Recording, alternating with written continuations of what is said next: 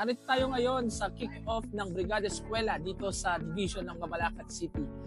Sila ay ang partner natin taon-taon para sa pagtulong sa ating mga kababayan sa kanilang mga paaralan para magkaroon sila ng very convenient place para sa kanilang pag-aaral. At the same time, ang Division ng Mabalacat City ay partner din natin sa ating programa para sa mga unlicensed real estate agent na hindi nakapagtapos ng high school or ng elementary para sila ay mag-take ng alternative learning system or ALS.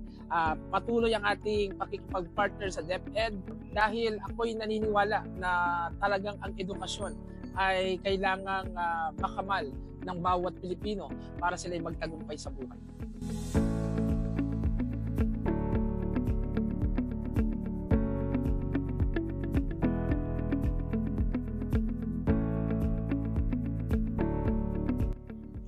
Hello po Ma'am Nida.